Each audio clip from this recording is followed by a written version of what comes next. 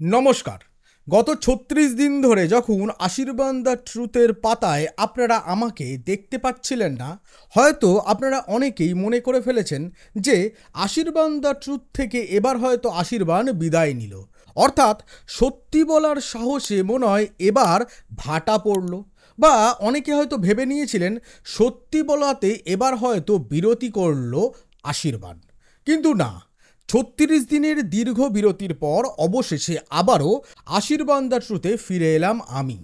কিন্তু আলোচনা শুরুতে আপনাদের অবশ্যই জানার অধিকার আছে যে এই ৩৬ দিন আমি কেন আপনাদের সঙ্গে কথা বলতে আসতে পারিনি। তার অন্যতম কারণ হচ্ছে গত ১৫ই জুন আমার শাশুড়ি মা মারা যান, এবং তার মধ্যেই আবার আমি ১০ দিনের মাথাতেই জন্ডিসে আক্রান্ত হই। যে পাণ্ডুরোগে এতটাই ঘায়েল হয়ে পড়ি যে শরীর এবং মন দুটোই আয়ত্তের বাইরে চলে যায়, এবং যথারীতি ৩৬ দিন ধরে পাণ্ডুরোগে ভুগে অবশেষে সুস্থ হয়ে আপনাদের সঙ্গে এলাম কথা বলতে। আর যেদিন কথা বলতে এলাম সেদিন আবার ২১শে জুলাই, অর্থাৎ পশ্চিমবঙ্গের আপামর জনগণের কাছে এই ২১শে জুলাই দিনটি একটি বিশেষ দিন। তা হচ্ছে তৃণমূল কংগ্রেসের শহীদ দিবস। ১৯৯৩ সালে মমতা বন্দ্যোপাধ্যায়ের নেতৃত্বে তৎকালীন যুব কংগ্রেস এবং প্রদেশ কংগ্রেসের নেতা কর্মী সমর্থকেরা এপিক ভোটার কার্ডের দাবিতে যে আন্দোলনে রাস্তায় নেমেছিলেন, যার জেরে পুলিশের গুলিতে প্রাণ হারিয়ে শহীদ হন যুব কংগ্রেস এবং প্রদেশ কংগ্রেসের একাধিক কর্মী সমর্থক, সেই ঘটনাকে কেন্দ্র করে ১৯৯৩ সালের পর থেকে ফি বছর তৃণমূল নেত্রী মমতা বন্দ্যোপাধ্যায়, তখন তিনি তৃণমূল কংগ্রেস গড়ে না তুললেও সেই সময় থেকেই এই ২১শে জুলাইটিকে শহীদ দিবস হিসাবে চিহ্নিত করে ধর্মতলার ওয়াই চ্যানেলে ভিক্টোরিয়া হাউসের ঠিক সামনে ঘটা করে শহীদ দিবস পালন করা হয়। এবং ২০১১ সালে ক্ষমতায় আসার পর সেই শহীদ দিবস ধারে ভারে আয়তনে ব্যাপক থেকে ব্যাপকতর হয়েছে, যার জেরেই ২০২৫-এর ২১শে জুলাই এই শহীদ দিবসে তৃণমূল কংগ্রেসের লোক সংখ্যা, অর্থাৎ তৃণমূল কংগ্রেসের কর্মী সমর্থকদের ভিড় কতটা ওয়াই চ্যানেল এবং ভিক্টোরিয়া হাউসের সামনের রাস্তা জুড়ে আমাদের চোখে পড়েছে, সেই প্রশ্নের উত্তর খোঁজা হবে সবচেয়ে বড় বোকামো। কারণ এদিন, অর্থাৎ ২৬-এর বিধানসভা নির্বাচনের আগে এটিই ছিল তৃণমূল কংগ্রেসের ২১শে জুলাই শহীদ দিবস উদযাপনের শেষ বছর। আর ২৬-এর বিধানসভা নির্বাচনের পর যদি তৃণমূল কংগ্রেস ফের চতুর্থবারের জন্য ক্ষমতায় আসে, তাহলে তা হবে তৃণমূল নেত্রী মমতা বন্দ্যোপাধ্যায়ের নেতৃত্বাধীন তৃণমূল কংগ্রেসের চতুর্থ দফায় ফিরে আসা সরকারের প্রথম ২১শে জুলাইয়ের সভা। আর তাই জন্য ২৬-এর বিধানসভা নির্বাচনের আগে এবারের ২১শে জুলাই ছিল অত্যন্ত ক্রুশিয়াল একটি জনসভা, বা একটি অত্যন্ত ক্রুশিয়াল তৃণমূল কংগ্রেসের শহীদ সম্মেলন। যে সম্মেলন কিন্তু ধারে ভারে পরিপূর্ণ, যে সম্মেলনের ঢেউয়ে খড়কুটোর মতো ভেসে গেল রাজ্য বিজেপি তথা রাজ্যের বিরোধী দলনেতা শুভেন্দু অধিকারীর নেতৃত্বাধীন উত্তর কন্যা অভিযান। অর্থাৎ আমাদের রাজ্যের সকল সংবাদ মাধ্যমে সারাটা দিন, এমনকি ২১শে জুলাই রাত পর্যন্ত আলো করে রইলেন তৃণমূল নেত্রী মমতা বন্দ্যোপাধ্যায় এবং তৃণমূল কংগ্রেসের নাম্বার ২ অভিষেক ব্যানার্জি এবং তৃণমূল কংগ্রেসের শহীদ দিবস ২১শে জুলাই। কিন্তু এই ২১শে জুলাইয়ের মধ্যে অন্যতম একটি ফ্যাক্টর উঠে এলো আসন্ন ২৬-এর বিধানসভা নির্বাচনকে সামনে রেখে, তা হচ্ছে বাঙালি অস্মিতা। বাংলা ভাষাকে কেন্দ্র করে তৃণমূল কংগ্রেস আগামী বিধানসভা নির্বাচনের অন্যতম প্রচার অভিযানের মুড এদিন সেট করে দিল। আর কেনই বা করতো না বলুন? কারণ গত ২-৩ মাস ধরে আমাদের দেশের বিভিন্ন রাজ্যে, বিশেষ করে যে সকল রাজ্যে বিজেপি ক্ষমতায় আছে, সেখানে বাংলা ভাষায় কথা বলার জন্য বাংলাদেশি তকমা দিয়ে সমাজের নিম্নবর্গের মানুষের ওপর চলছে নির্যাতন। তাদেরকে কখনো পাঠানো হচ্ছে বাংলাদেশে, আবার কখনো তাদের ঝাঁকে ঝাঁকে গ্রেফতার করে রাখা হচ্ছে গড়াদের ভেতর। আর তাই নিয়েই গত ৩ মাস ধরে কিন্তু আমাদের রাজ্য জুড়ে ধীরে ধীরে ক্ষোভ সঞ্চারিত হচ্ছিল। যে ক্ষোভ গত 1 মাসে সবচেয়ে বড় আকার ধারণ করেছে। আর সেই বাঙালি অস্মিতা এবং একই সঙ্গে বাংলা ভাষায় কথা বললেই যেভাবে গোবলয়ের বিজেপি শাসিত রাজ্যগুলিতে বাংলাদেশি হিসেবে বাঙালি নিম্নবর্গের মানুষকে দাগি দেওয়া হচ্ছে, তা নিয়ে তো 26-এর বিধানসভা নির্বাচনের রুটি অবশ্যই ছাঁকা হবে। আর সেই নিয়েই হবে আজ আমাদের চুলচেরা বিশ্লেষণ। আলোচনা হবে যে তৃণমূল নেত্রী মমতা বন্দ্যোপাধ্যায় যে বাঙালি অস্মিতাকে সামনে রেখে আসন্ন বিধানসভা নির্বাচনের মুড সেট করলেন, তা কতটা কার্যকর হতে পারে 26-এর বিধানসভা নির্বাচনে। একই সঙ্গে আমরা আলোচনা করব যে 26-এর বিধানসভা নির্বাচনে এই বাঙালি অস্মিতার বাইরে দাঁড়িয়ে আরও 3টি ক্রুশিয়াল ফ্যাক্টর আছে, যা কিন্তু তৃণমূল কংগ্রেসের শাসক দলকে বেশ চাপে ফেলতেও পারে। আর সেই সব নিয়ে আলোচনার আগে আপনাদের ওই কাজটা করতে হবে, তা হচ্ছে নিচে থাকা লাল সাবস্ক্রাইব বাটনটা ক্লিক করতে হবে, পাশে থাকা বেল নোটিফিকেশনটা টিংটং করে বাজাতে হবে, আর একটা বিষয় লাইক করার পাশাপাশি আপনার মন্তব্য লিখে জানাতে হবে কমেন্ট বক্সে। আর একই সঙ্গে আজকের আলোচনাটা ভালো লাগবে ধরে নিয়েই বলছি, আত্মীয় স্বজন বন্ধু বান্ধবের সঙ্গে শেয়ার করার মধ্যে দিয়ে চলুন বিস্তারিত আলোচনায় এগিয়ে যাই। 21শে জুলাই তৃণমূল কংগ্রেসের এই শহীদ দিবসকে কেন্দ্র করে শুধু 21শে জুলাই রাজ্য জুড়ে তুমুল উন্মাদনা থাকে এমনটা নয়। এর উন্মাদনা কিন্তু শুরু হয় অন্ততপক্ষে 3-4 দিন আগে থেকে। ধরুন 16 তারিখ থেকে এর উন্মাদনা আমাদের চোখে পড়তে শুরু করে, কারণ রাজ্যের বিভিন্ন প্রান্ত থেকে মানুষ ট্রেনে, বাসে, ম্যাটাডোর, লরি ভাড়া করে পৌঁছান কলকাতা শহরে এবং তাদের থাকার জন্য হাওড়া এবং কলকাতা এবং একই সঙ্গে কলকাতার পার্শ্ববর্তী বিভিন্ন মফস্বল টাউন এবং শহরে তাদের থাকার ব্যবস্থা করে তৃণমূল কংগ্রেসের নেতা নেত্রীরা। আর সবশেষে 21শে জুলাই সকালবেলা বিভিন্ন প্রান্ত থেকে মিছিল করে 21শে জুলাইয়ের সভা মঞ্চের সামনে উপস্থিত হন তৃণমূল কংগ্রেসের কর্মী সমর্থকেরা। এই ছবি আমরা ফি বছর দেখে আসছি, কিন্তু এবছর এই ছবিতে কিছুক্ষণের জন্য হলেও ভাটা পড়ে। তার অন্যতম কারণ হচ্ছে কলকাতা হাইকোর্ট। কলকাতা হাইকোর্ট এবার কলকাতা পুলিশকে দিয়েছিল সকাল সকাল একটি বড় টাস্ক। কলকাতা হাইকোর্টের তরফে বলা হয়েছিল যে সকাল 8টার মধ্যে যাবতীয় মিছিল সেরে ফেলতে হবে তৃণমূল কংগ্রেসের কর্মী সমর্থকদের, এবং 9টা থেকে 11টার মধ্যে কোনো রকম কোনো মিছিল করা চলবে না। আবার 11টার সময় যখন 21শে জুলাই এদিন কলকাতা হাইকোর্টে এই বিষয়ে শুনানি হয়, তখন 100তে 100 পেয়ে পাশ করে কলকাতা পুলিশ। অর্থাৎ কলকাতা পুলিশ অক্ষরে অক্ষরে পালন করে কলকাতা হাইকোর্টের নির্দেশ, যার জেরে দিন কলকাতা হাইকোর্টের মাননীয় বিচারপতি বলতে বাধ্য হন যে এদিন কলকাতা পুলিশ এত সুন্দর বিষয়টিকে ম্যানেজ করেছে, যার জেরে যদি কোনো আইনজীবী বলেন যে সকাল 10টার মধ্যে তিনি কোর্টে উপস্থিত হতে পারেননি, তাহলে তিনি তা সঠিক কথা বলছেন না। অর্থাৎ 21শে জুলাইয়ের অনুষ্ঠানের শুরুতেই সকাল সকাল যেখানে পুলিশ মন্ত্রী মমতা বন্দ্যোপাধ্যায়ের পুলিশই কলকাতা হাইকোর্টের পরীক্ষার ফলে 100-য় 100 পায়, সেখান থেকে একটা ধরে নেওয়া হয়েই ছিল যে এবারের 21শে জুলাই একটু আলাদা, আরও বিশেষ হয়ে উঠতে চলেছে। তাই দেখা গেল যত বেলা গড়াতে শুরু করলো, একে একে তৃণমূল কংগ্রেসের নেতা নেত্রীরা যখন সবাই ভাষণ রাখছেন, সেই সময় দেখা গেল সবচেয়ে বড় চমক। বিষয়টি হচ্ছে এই 21শে জুলাইয়ের সভাতে অভিষেক বন্দ্যোপাধ্যায় বক্তব্য রাখেন এবং তারপর এই 21শে জুলাইয়ের অন্যতম প্রধান বক্তা তৃণমূল নেত্রী মমতা বন্দ্যোপাধ্যায় বক্তব্য রাখেন। ফি বছর এমনটাই দেখে আসছি। তাহলে প্রশ্ন, নতুন কি হলো? নতুন হলো পিসি ভাইপোর মুখে রাজনৈতিক স্লোগান একেবারে খাপে খাপে বসে রইল।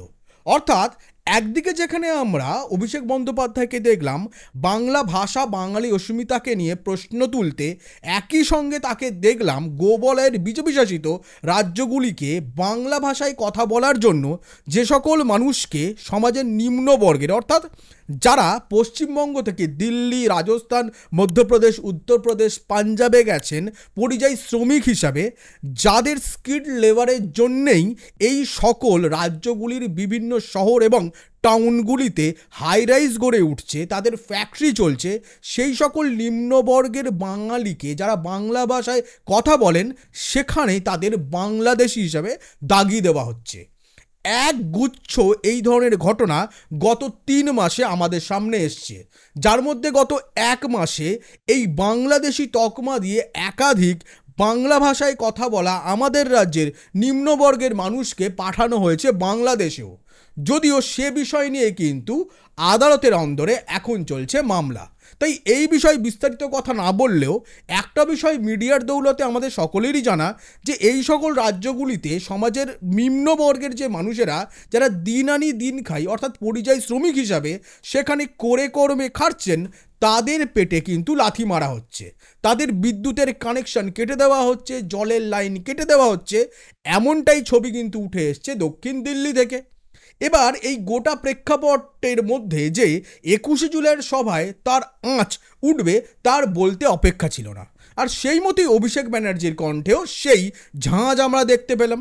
এদিন অভিষেক ব্যানার্জি সরাসরি শুভেন্দু অধিকারীর দল বিজেপিকে চ্যালেঞ্জ করে বলে, যে বিজেপি জয় শ্রীরাম নিয়ে এত লাফালাফি করতো তাদের কণ্ঠে এখন জয় মা কালী জয় মা দুর্গা শোনা যাচ্ছে। 26-এর বিধানসভা নির্বাচনের পর তারা জয় বাংলা বলতে বাধ্য হবে।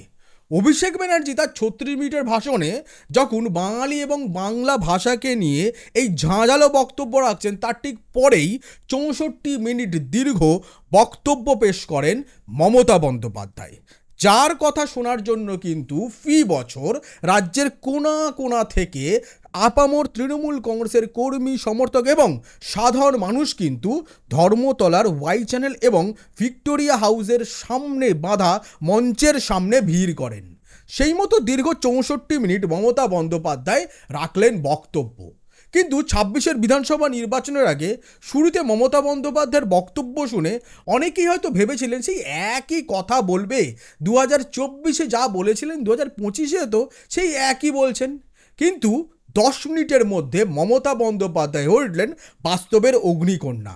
অর্থাৎ 2011 বিধানসভা নির্বাচনে যেখানে 34 বছরের বাম শাসনকে টলিয়ে মমতা বন্দ্যোপাধ্যায় ক্ষমতায় এসেছিলেন, সেই সময় তো তাদের মনে আছে 2010-এর 21শে জুলাইয়ের সভা।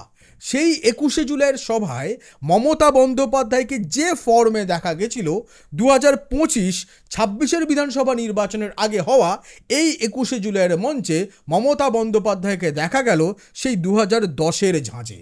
অর্থাৎ এদিনের 21শে জুলাইয়ের সবচেয়ে বড় চমক হচ্ছে জম্মু কাশ্মীরের পেহেলগাঁওয়ের ঘটনায় নিহত 26 জনের মধ্যে যে 3 জন বাঙালি পরিবার, সেই 3 জন বাঙালি পরিবারের মধ্যে বিতান অধিকারীর বাবা মাকে এদিন তৃণমূল নেত্রী সঙ্গে নিয়ে উঠলেন মঞ্চে।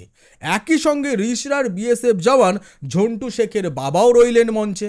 একবার ভেবে দেখুন, পেহেলগাঁওয়ের ঘটনার পর বিতান অধিকারীর বাড়িতে পৌঁছে গেছিলেন রাজ্য বিজেপির নেতা নেত্রীরা, ঝন্টু শেখের বাড়িতে তো পৌঁছে গেছিলেন স্বয়ং রাজ্যের বিরোধী দলনেতা শুভেন্দু অধিকারী। এবং যে শুভেন্দু অধিকারী গত 4 বছর ধরে তীব্র মুসলিম ঘৃণা রাজ্য জুড়ে ছড়িয়ে চলেছে এবং হিন্দু ঐক্যবদ্ধ করে ভোটে জিততে মরিয়া হয়ে উঠেছে, এবং যে বিজেপির উগ্র হিন্দুত্ববাদী এবং বিদ্বেষমূলক ঘৃণাযুক্ত মুসলিম বিদ্বেষীর আঁচে বাংলা এখন প্রায় ত্রস্ত, অর্থাৎ রাজ্যের বিরোধী দলনেতার বক্তব্য এবং তিনি মুখ খুললেই যেভাবে মুসলিমদের প্রতি ঘৃণা পোষণ করেন, তাতে কিন্তু আপামর হিন্দু বাঙালি থেকে রাজ্যের বাঙালি বেশ বিরক্ত, তার বলতে অপেক্ষা রাখে না। আর তাই না যে ঝন্টু শেখের বাবা এবং ঝন্টু শেখকে নিয়ে রাজ্যের বিরোধী দলনেতা তার বাড়ি ফেরার পর রিষড়ায় গেছিলেন রাজনীতির রুটি সেঁকতে, সেই ঝন্টু শেখের বাবা এখন 21শে জুলাইয়ের এই সভায় তৃণমূল নেত্রীর মঞ্চে। আবার বিতান অধিকারীর বাবা মাকেও দেখতে পেলাম। কিন্তু এই প্রেক্ষাপটের মধ্যে আসল খেলাটা শুরু হলো, অর্থাৎ তৃণমূল কংগ্রেসের সঙ্গে খেলা হবে এ তো দীর্ঘদিন ধরে যুক্ত হয়েছে।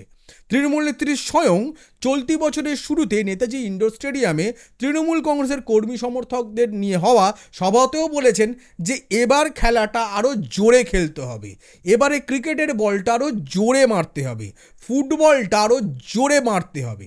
আর সেই খেলাই এবার শুরু করলেন তৃণমূল নেত্রী। এবার তৃণমূল কংগ্রেসের তরফে 26-এর বিধানসভা নির্বাচনের আসল মুড সেট করার জন্য সামনে নিয়ে আসা হলো বাঙালি এবং বাংলা ভাষাকে। অর্থাৎ একদিকে রাজ্য বিজেপি এবং শুভেন্দু অধিকারীর তরফে যেভাবে হিন্দু বাঙালি হিন্দু জাগরণকে কেন্দ্র করে আসন্ন 26-এর বিধানসভা নির্বাচনে জয়যুক্ত হওয়ার স্বপ্ন দেখা হচ্ছে, ঠিক তার উল্টো পাটেই আবার যদি আমরা দেখি গত 3-4 মাস ধরে, এমনকি আরও টাইম স্প্যানটা বাড়ালে লোকসভা নির্বাচনের পর থেকেই আমরা দেখতে পাচ্ছি দেশের বিভিন্ন বিজেপি শাসিত রাজ্যে বাংলা ভাষায় কথা বলার জন্য নিম্নবর্গের বাঙালিদের নির্যাতনের শিকার হতে হচ্ছে, তাদেরকে দাগিয়ে দেওয়া হচ্ছে বাংলাদেশি হিসাবে।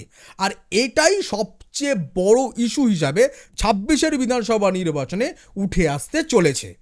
অর্থাৎ একদিকে যেখানে রাজ্য বিজেপি, সিপিআইএম এবং প্রদেশ কংগ্রেসের তরফে আসন্ন বিধানসভা নির্বাচনে বেকারত্ব, নারী সুরক্ষা এবং দুর্নীতিকে প্রধান হাতিয়ার হিসাবে সামনে রাখার চেষ্টা করা হচ্ছে, একই সঙ্গে রাজ্য বিজেপি যেখানে এদিন শুভেন্দু অধিকারীও উত্তরকন্যা অভিযানের পর সভাতে দাঁড়িয়ে সেই একই টোনে কথা বলেন এবং তিনি এদিন সরাসরি বলেন তিনি রাষ্ট্রবাদী মুসলিমদের পক্ষে কিন্তু রোহিঙ্গাদের বিরুদ্ধে।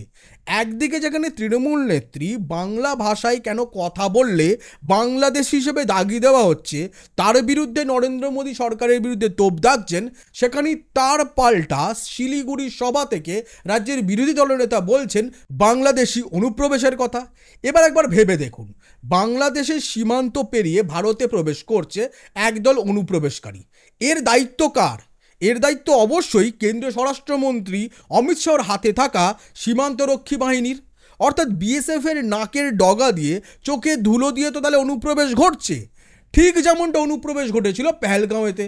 4 জন বন্দুকধারী জঙ্গি পেহেলগাঁওয়ে আসলো, গুলি চালিয়ে একজন গাইড সমেত 26 জনকে হত্যা করলো এবং তারা আবার গুটি গুটি পায় সীমান্ত পেরিয়ে চলেও গেল। যার পর লোক দেখানো অপারেশন সিঁদুর হলো, যে অপারেশন সিঁদুরে আবার দ্রুতই সিজফায়ার হলো, কিন্তু সেই সিজফায়ারের ঘোষণা আমাদের দেশের প্রধানমন্ত্রী করলেন না, করলেন মার্কিন রাষ্ট্রপতি ডোনাল্ড ট্রাম্প। এবং তিনি তারপর 16 বার এখনো পর্যন্ত বিভিন্ন জায়গায় নিজের বক্তব্যে বলেছেন তিনিই সিজফায়ার করেছেন, যার পাল্টা কিন্তু নরেন্দ্র মোদী সরকার এখনো বুক ঠুকে বলতে পারেনি যে নরেন্দ্র মোদীর প্রিয় মিত্র ডোনাল্ড ট্রাম্প মিথ্যে কথা বলছে।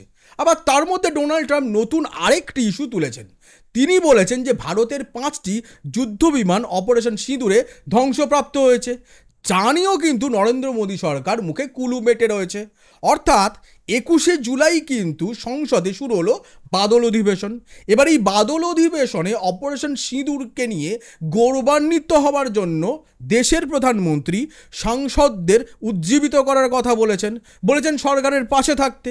এবার এই পেহেলগাঁওয়ে ঘটনার কিন্তু শুরু থেকেই দেশের সকল বিরোধী দল কিন্তু কেন্দ্রীয় সরকার এবং বর্তমানে নরেন্দ্র মোদী সরকারের পাশেই ছিল, যার জেরে অপারেশন সিঁদুর শুরুও হয়, কিন্তু তা 4 দিনের চাঁদের আলোর মতো গুটি গুটি পায়ে অবশেষে স্যারেন্ডার করে দেয় নরেন্দ্র মোদী, যার জেরে রাহুল গান্ধী কিন্তু নরেন্দ্র মোদীকে স্যারেন্ডার মোদী বলতেও শুরু করেছেন। আর এই গোটা প্রসঙ্গের আঁচও কিন্তু এদিন বাঙালি অস্মিতার পাশাপাশি উঠে এলো তৃণমূল নেত্রী মমতা বন্দ্যোপাধ্যায়ের কথায়। তিনি একই ইস্যু তুললেন যে সিজফায়ারের ঘোষণা কেন করলেন মার্কিন রাষ্ট্রপতি। পাশাপাশি রাজ্য বিজেপি যেভাবে সাম্প্রদায়িকতার বিষ বাষ্প রাজ্য জুড়ে ছড়িয়ে দিচ্ছে সে নিয়ে তো তিনি কথা বললেনই, তিনি এদিন একই সঙ্গে নির্বাচন কমিশনের বিরুদ্ধেও তোপ দাগলেন। অর্থাৎ আমরা মহারাষ্ট্রের নির্বাচন এবং দিল্লির নির্বাচনের ক্ষেত্রে নির্বাচন কমিশনের যে ভূমিকা দেখেছি তা অত্যন্ত নক্কারজনক। একই সঙ্গে আসন্ন বিহারের বিধানসভা নির্বাচনেও নির্বাচন কমিশনের যে ভূমিকা আমরা প্রত্যক্ষ করছি তা নিয়ে গুচ্ছ গুচ্ছ শুধু প্রশ্নই উঠছে না, তা নিয়ে ইতোমধ্যে আদালতের অন্দরেও প্রশ্ন উঠেছে। এবার তৃণমূল নেত্রী সেই বিষয়টি আরও একবার এদিন তৃণমূল কংগ্রেসের কর্মী সমর্থকদের মাথায় ঢুকিয়ে দেবার চেষ্টা করলেন। অর্থাৎ কিছুদিন আগে তৃণমূল নেত্রী ভোটার তালিকা নিয়ে বিস্তর প্রশ্ন তুলেছিলেন নির্বাচন কমিশনের বিরুদ্ধে, সেই ভোটার তালিকা নিয়েই আরও একবার তিনি সরব হলেন। অর্থাৎ একদিকে বাংলা ভাষায় কথা বলার জন্য বাংলাদেশি হিসেবে দাগি দেওয়ার বিরুদ্ধে তিনি সরব হলেন কেন পেহেলগাঁও কাণ্ডের পর যে অপারেশন সিঁদুর শুরু হলো তার সিজফায়ারের ঘোষণা কেন করলেন মার্কিন রাষ্ট্রপতি। একই সঙ্গে তিনি রাজ্য বিজেপি এবং বিজেপির দেশ জুড়ে মুসলিম বিদ্বেষী এবং উগ্র সাম্প্রদায়িকতার প্রচারের বিরুদ্ধেও যেমন সরব হলেন, তার পাশাপাশি তিনি ইলেকশন কমিশনকেও এদিন ছাড়েননি। কিন্তু এর পাল্টা তৃণমূল নেত্রী এদিন বেশ কিছু কাগজ জনগণের সামনে তুলে ধরেন, যা কেন্দ্রীয় সরকারের তরফে নোটিফিকেশন হিসাবে রাজ্যগুলিকে জারি করা হয়। সেই নোটিফিকেশনের কাগজ যখন তৃণমূল নেত্রী এক একটি করে হাতে নিয়ে তাঁর কর্মী সদস্যদের সামনে কথা বলতে শুরু করলেন, তখন তৃণমূল নেত্রীর কনফারেন্স ছিল এদিন দেখার মতো। কিন্তু আবার উল্টো দিকে তৃণমূল নেত্রী যখন ঝাঁঝালো বক্তব্য রাখছেন ভিক্টোরিয়া হাউসের সামনের সভা থেকে, ঠিক সেই সময় উত্তরকন্যা অভিযান শেষে শিলিগুড়িতে সভা শুরু করেছেন রাজ্যের বিরোধী দলনেতা শুভেন্দু অধিকারী। তিনি একই সেই রোহিঙ্গা প্রসঙ্গ এবং অন্যান্য প্রসঙ্গ তুললেন। কিন্তু রোহিঙ্গা প্রসঙ্গে এদিন মমতা বন্দ্যোপাধ্যায় এবং একই সঙ্গে অভিষেক ব্যানার্জি একটি গুরুত্বপূর্ণ কথা বলেছেন। রাজ্যের বিরোধী দলনেতা শুভেন্দু অধিকারী দাবি করছেন রাজ্যে 17 লক্ষ রোহিঙ্গা মুসলিম আছে, কিন্তু ইউএনের যে পরিসংখ্যান তাতে করে সারা পৃথিবী জুড়ে 9 থেকে 12 লক্ষ রয়েছে রোহিঙ্গা মুসলিম, যার সিংহভাগই রয়েছে মায়ানমারে। তাহলে প্রশ্ন হচ্ছে 17 লক্ষ এই সংখ্যাটা রাজ্য বিজেপি এবং রাজ্যের বিরোধী দলনেতা কোথা থেকে পেলেন? একই সঙ্গে হালেই মহারাষ্ট্রে যেভাবে বাংলা ভাষায় কথা বলার জন্য মতুয়া ধর্মাবলম্বীদেরকেও বাংলাদেশি হিসাবে দাগিয়ে দেওয়া হয়েছে, সেই বিষয়টিও এদিন তৃণমূল নেত্রী উত্থাপন করেন। অর্থাৎ সব কিছু নিয়ে এদিন একটা বিষয় স্পষ্ট হলো, 26-এর বিধানসভা নির্বাচনের মূল টোনটাই হচ্ছে বাংলা ভাষা এবং বাঙালি অস্মিতা। কিন্তু এর ওপর নির্ভর করে কি 26-এর বিধানসভা নির্বাচন এতটা সহজ হবে শাসক দলের কাছে? কারণ রয়েছে তার সঙ্গে 15 বছরের ইন্টারকাম্বেন্সি ফ্যাক্টর। এই যে প্রতিষ্ঠান বিরোধী ফ্যাক্টর, এটা কিন্তু খুব গুরুত্বপূর্ণ হতে চলেছে 26-এর বিধানসভা নির্বাচনে।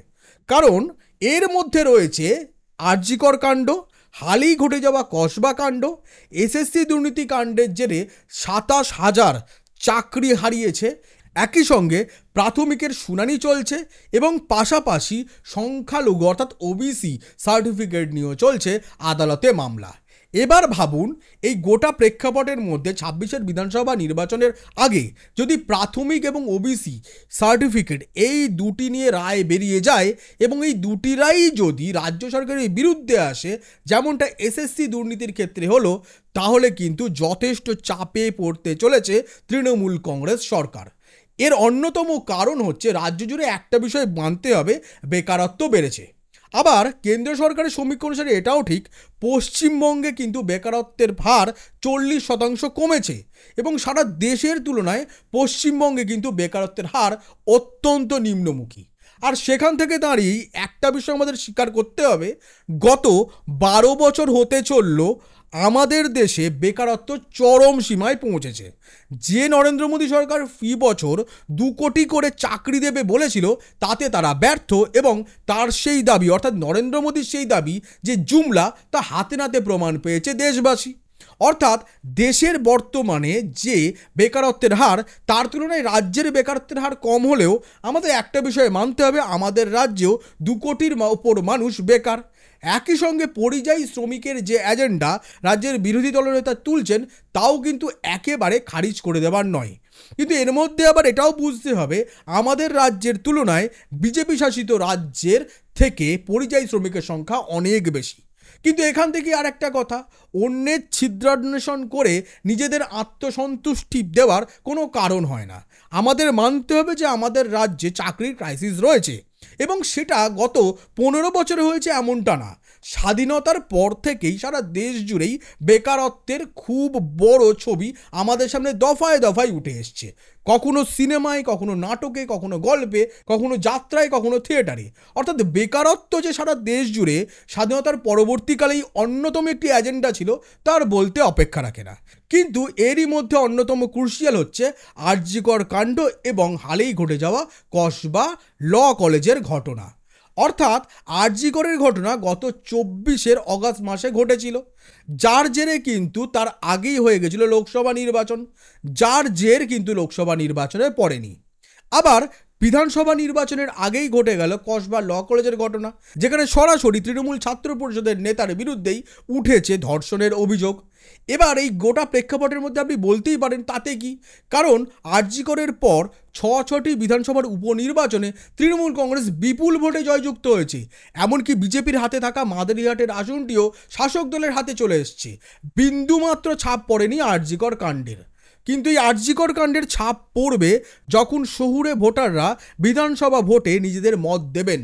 অর্থাৎ কলকাতা শহর এবং তার আশেপাশের মফস্বল শহরগুলিতে আরজিকর কাণ্ডের ব্যাপক প্রভাব রয়েছে, যাকে কেন্দ্র করে রাজ্যের মানুষের মধ্যে কিন্তু মহিলা সুরক্ষা নিয়ে ব্যাপক প্রশ্ন উঠেছিল এবং সেই প্রশ্ন ২৬-এর বিধানসভা নির্বাচনের আগে আরও চরম আকার পেতে পারে যদি এই ধরনের ন্যক্কারজনক ঘটনা আরও ঘটে। অর্থাৎ নারী সুরক্ষাকে সামনে রেখে রাজ্যের শহুরে ভোটাররা কিন্তু এবার শাসক দলের থেকে মুখ ফেরাতে পারে বলে একটা আশঙ্কা প্রকাশ করেছে শাসক দলের অন্দরমহল। কারণ লোকসভা নির্বাচনে তার জলজ্যান্ত উদাহরণ আমরা দেখেছি। আবার যে সকল মফস্বল কেন্দ্রিক বিধানসভা কেন্দ্রে উপনির্বাচন হয়েছে সেখানেও তার ছাপ কিন্তু দেখা গেছে। এবারের এই বিধানসভা নির্বাচনে যদি এই শহুরে ভোটাররা শাসক দলের থেকে মুখ ফেরায় এবং তারা যদি বিজেপির ভোট বাক্সে ভোট দেয়, তাহলে কিন্তু বিধানসভা নির্বাচনের ফলাফলের নিরিখে যথেষ্ট চাপে পড়তে পারে রাজ্যের শাসক দল তৃণমূল কংগ্রেস। কিন্তু এখনো পর্যন্ত রাজ্য জুড়ে যা পরিস্থিতি, তাতে করে আপামর একটা বড় অংশের মানুষই শাসক দলের সমর্থনেই রয়েছে। তার অন্যতম কারণ হচ্ছে লক্ষ্মীর ভাণ্ডার, কন্যাশ্রী, সবুজ সাথীর মতো প্রকল্প। আপনাদের অনেকেই মনে হতে পারে যে ১,০০০ টাকার লোভে রাজ্যের আপামর খেটে খাওয়া সাধারণ মানুষ অর্থাৎ মহিলারা তারা তৃণমূল কংগ্রেসকে ভোট দেয়। এ কথা যারা মনে করছেন তাদের রুচিগত সমস্যা আছে, তাদের মানসিকতার সমস্যা আছে। ওই যে যেমনটা দেশের অন্যান্য বিজেপি শাসিত রাজ্যে নিম্নবর্গের বাঙালি মানুষ যারা বাংলা ভাষায় কথা বলছে তাদের বাংলাদেশ হিসেবে দাগিয়ে দেওয়া হচ্ছে, কিন্তু যে সকল বাঙালি বিভিন্ন আইটি সেক্টরে বা উচ্চপদস্থ কর্মী রয়েছেন বিভিন্ন এই সকল গোবলয়ের বিজেপি শাসিত রাজ্যগুলিতে, তারা বাংলা ভাষায় কথা বললে তাদের কিন্তু বাংলাদেশ হিসেবে দাগিয়ে দেওয়া হচ্ছে না। অর্থাৎ রাজ্য থেকে যাওয়া আইএএস আইপিএস ক্যাডারদের কিন্তু তারা বাংলা ভাষায় কথা বললেও তাদের বাংলাদেশি বলা হচ্ছে না। বা আমাদের রাজ্য থেকে যে সকল ছেলেমেয়েরা ব্যাঙ্গালোর মুম্বাইয়ের বিভিন্ন আইটি সেক্টরে কাজ করছেন তাদের কিন্তু বাংলাদেশি হিসেবে দাগিয়ে দেওয়া হচ্ছে না, কারণ তারা কিন্তু সমাজের নিম্নবর্গের মানুষ নয়। ঠিক তেমনটাই কিন্তু এক্ষেত্রেও আপনাদের রুচি। অর্থাৎ এই ১,০০০ টাকার জন্য নাকি ভিক্ষা পায়, তার জন্য নাকি তারা ভোট দেয়, ব্যাপারটা একেবারেই এমন নয়। লক্ষ্মীর ভাণ্ডারে যে টাকা প্রতি মাসে পায়, আপনি কি জানেন গত ৭ বছরে সেই লক্ষ্মীর ভাণ্ডারে টাকা জমিয়ে কিভাবে আমাদের রাজ্যের জেলায় জেলায় বিভিন্ন গ্রামে গড়ে উঠেছে একাধিক স্বনির্ভর গোষ্ঠী, যার জেরেই তো স্বনির্ভর গোষ্ঠীর নিরিখে সারা দেশে পশ্চিমবঙ্গ ১ নম্বরে, যার জেরেই তো আমাদের রাজ্যের মহিলারাই সারা দেশের নিরিখে সবচেয়ে বেশি সংখ্যায় আইটি রিটার্ন ফাইল করেন। এবার আপনাদের কাছে ওই ১,০০০ টাকার মূল্য নাই থাকতে পারে, কিন্তু রাজ্যের এই সকল জেলার দিন আনি দিন খাই মানুষগুলির কাছে ওই ১,০০০ টাকা অত্যন্ত গুরুত্বপূর্ণ, যার থেকে কিছু কিছু টাকা রেখে তারা গড়ে তুলেছেন স্বনির্ভর গোষ্ঠী। আবার সবুজ সাথীর মতন প্রকল্প কিন্তু সহজেই ২ চাকার একটি সাইকেল একটা পরিবারকে দেওয়ার মধ্যে দিয়ে সেই পরিবার স্বনির্ভরতার পাশাপাশি পেয়েছে আর্থিক গতি। দিনের বেলা যে সাইকেল নিয়ে তাদের ছেলেমেয়েরা স্কুলে যায়, সেই সাইকেলটি সন্ধেবেলা তারই বাড়ির বাবা মার অতিরিক্ত আয়ের রাস্তা করে দিয়েছে। সেই সাইকেলেই বাড়ির বাবাটি মায়ের তৈরি করে দেওয়া রুটি তরকারি নিয়ে রাস্তায় বেরোন বিক্রি করতে। কেউ চায়ের কেটলি ভরে সাথে বিস্কুট এবং অন্যান্য জিনিস নিয়ে বেরোন রাস্তায় সন্ধেবেলা বিক্রি করতে। একবার ভেবে দেখুন, একটা সবুজ সাথীর সাইকেল কিভাবে একটি বাড়ির আর্থিক পরিস্থিতির আমূল বদল ঘটাতে পেরেছে।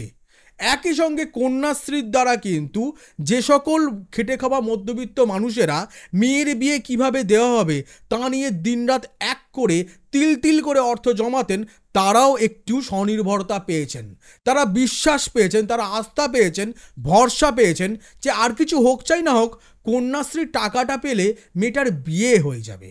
আবার স্বাস্থ্যসাথীর মতন প্রকল্পের নিরিখেও কেন্দ্রের আয়ুষ্মান ভারত প্রকল্পকে বহু যোজন দূরে ঠেলে দিয়ে রাজ্যের স্বাস্থ্যসাথী প্রকল্প যথেষ্ট নাম করেছে সারা দেশের নিরিখে। যেখানে কোটি কোটি টাকা বকেয়া আছে নরেন্দ্র মোদীর নেতৃত্বাধীন এনডিএ জোট সরকারের আয়ুষ্মান ভারত প্রকল্পে, সেখানে আমাদের রাজ্যের রাজ্য সরকার দ্বারা চালিত স্বাস্থ্যসাথী কার্ডের বকেয়া কেন্দ্রের নিরিখে অনেক অনেক কম। আর এই সবের মধ্যে দিয়ে কিন্তু আবার তৃণমূল কংগ্রেসের কাছে অন্যতম হাতিয়ার 100 দিনের কাজের টাকা বকেয়া রয়েছে। একই সঙ্গে আবাসন প্রকল্পের টাকাও নরেন্দ্র মোদী সরকার গত 4 বছর দিচ্ছে না। আর এই সব কিছুর মধ্যে দিয়ে একদিকে যেখানে রাজ্য বিজেপি নিজের সুর বদলাতে শুরু করেছে, অর্থাৎ তুমুল মুসলিম ঘৃণা থেকে একটু পিছিয়ে এসে রাষ্ট্রবাদী মুসলিমদের পাশে তারা দাঁড়াবার চেষ্টা করছে, সেখান থেকেই তৃণমূল কংগ্রেস সকল ধর্ম সমন্বয়ের মানুষকে একসঙ্গে নিয়ে হাঁটার বার্তা দিচ্ছে। আর এই সব কিছু নিয়েই 26-এর বিধানসভা নির্বাচন যে বেশ চমকপ্রদ হতে চলেছে তার বলতে অপেক্ষা রাখে না। কিন্তু এই 26-এর বিধানসভা নির্বাচনের আগে এটাও বলতে অপেক্ষা রাখে না যে 25-এর 21শে জুলাইয়ের তৃণমূল কংগ্রেসের শহীদ মঞ্চ বেঁধে দিল 26-এর বিধানসভার মূল সুর। তাহলে আজকের আলোচনা এখানেই রইল, দেখা হবে পরবর্তী পর্বে। আর আলোচনাটা যাদের ভালো লাগলো তারা অবশ্যই কমেন্টে নিজের মতামত লিখে জানান। যাদের ভালো লাগলো না, যারা আমাকে গালাগাল দিতে চান, তারাও আপনাদের মন্তব্য লিখে জানান কমেন্ট বক্সে। একই সঙ্গে একটা লাইক করুন। ও আরেকটা কথা, আমরা জয়েন বাটন শুরু করেছি, দুটো খুব অল্প দামের প্যাকেজ আছে, গিয়ে একবার ক্লিক করে দেখতে পারেন। চাইলে আশীর্বাদ দ্য ট্রুথের সদস্য হতে পারেন। আর ততক্ষণ দেখতে থাকুন আশীর্বাদ দ্য ট্রুথ। আমি আশীর্বাদ, নমস্কার।